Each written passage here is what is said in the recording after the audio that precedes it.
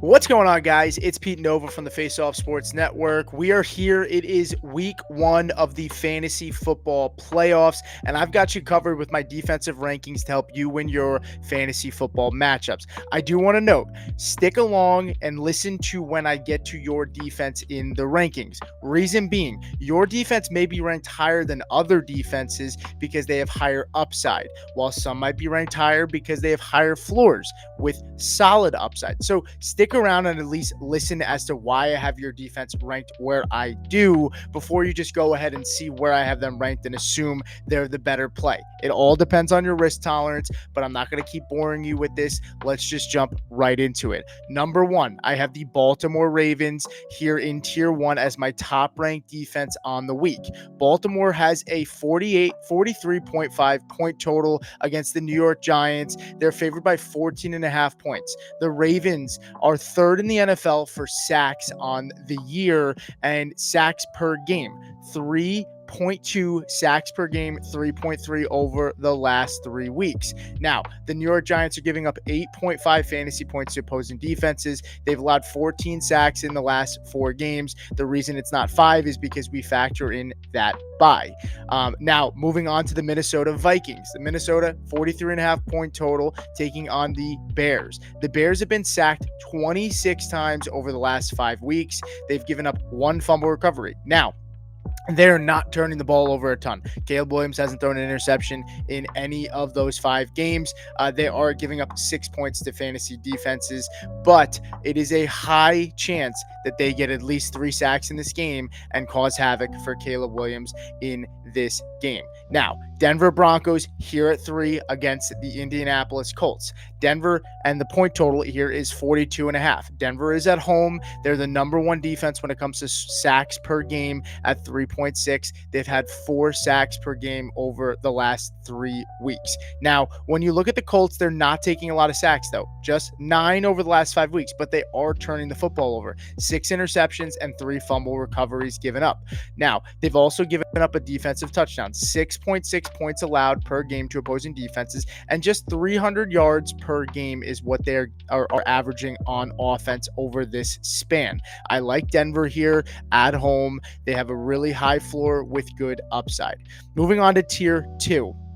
We have the Kansas City Chiefs going up against the Cleveland Browns at 4, 43.5 on the point total. Kansas City, though, this is a little murky. They only are averaging 2.1 sacks per game. That places them 25th in the NFL for sacks per game, but 2.7 sacks per game over the last 3 weeks. So they are trending up in this direction. The Browns are giving up 10.8 points in fantasy to opposing defenses. They are throwing a ton of interceptions, 7 over the last 4 weeks and 13 sacks over the last 4 weeks, 2 fumble recoveries, and 2 defensive touchdowns. I like Kansas City here. I know they've let us down, but they do have a good matchup against the Browns. Now we have the Arizona Cardinals here at 5. The Arizona Cardinals, yes, last week they did let us down, but they do have a really good matchup here against the Patriots, a 45-point total here.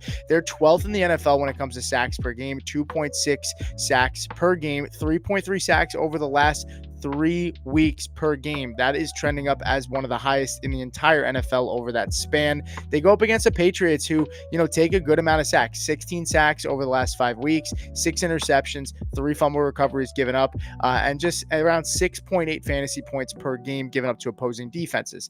Moving on to the Washington Commanders. The Commanders are a little bit interesting. I could see the Jets being ranked higher than the Commanders here, but this tier can go a lot of different ways. The Commanders take on the Saints, who 1.5 points per game the Saints are giving up to opposing defenses in fantasy over the last 5 weeks. They're not giving up a ton, but they probably are likely without Derek Carr, and it looks like it's going to be Desmond Ridder as the quarterback in this game. Now, they are going up against the Commanders, and the Commanders here are getting 2.5 sacks per game in the entire NFL. That's 15th over the 32 teams. Now, 1.7 sacks per game over the last 3. They're trending down in the sacks department, but I would say there's no Taysom Hill, no Derek Carr. I like them here.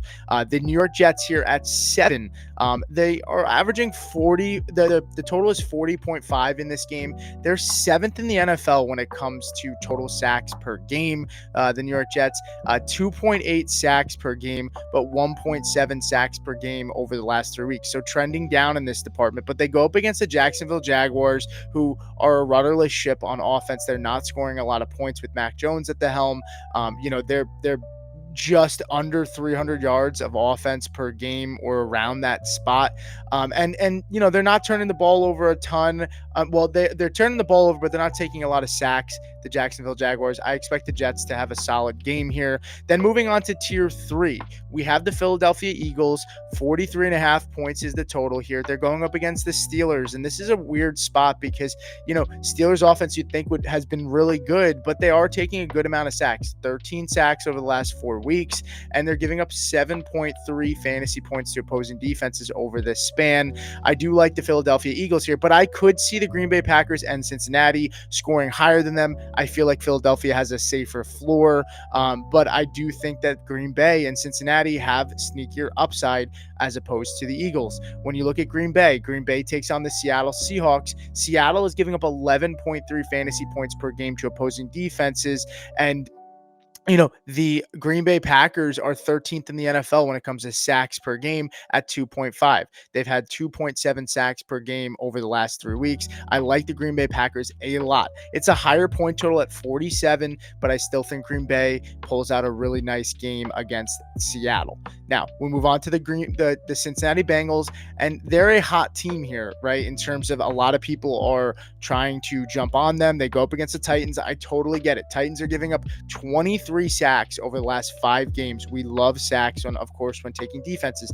8.6 points per game allowed to opposing defenses. We like that as well. I do think they have some solid upside. It's just not a great defense. They're 31st in the NFL, second worst when it comes to sacks per game at 1.8. They're averaging 1.8 per game. They're averaging 1.3 sacks over the last 3 weeks. Now, moving on to the final tier, we have the Atlanta Falcons here at 43.5 points on the total, going up against the Raiders. Raiders don't have Aiden O'Connell.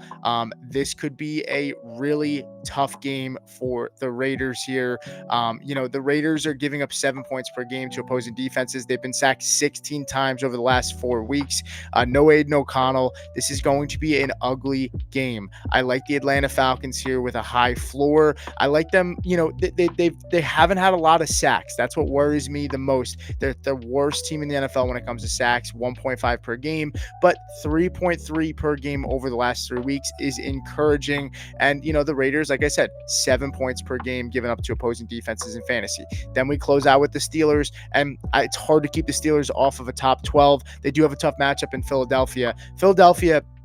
221 yards rushing per game over the last 5 weeks, and just 3.8 fantasy points per game given up to opposing defenses. This is where the rubber meets the road. A really good defense versus a really good offense. What do we get here? The Steelers have 3 sacks per game over the last 3 weeks and 2.8 sacks per game over the course of the season, right? That lands them at 7th in the NFL. So I think there's a decent floor. I don't know how much upside the Steelers have, but I think they're a solid play this week, but I like those defenses above them more. That's going to do it for me, guys. Thank you so much. I'm using a little bit of a different platform. StreamYard was down, so I had to use another streaming platform. So not my usual template and video here, but appreciate you guys jumping in and watching. Drop any comments, like the video, and hit subscribe, and I'll see you guys next time.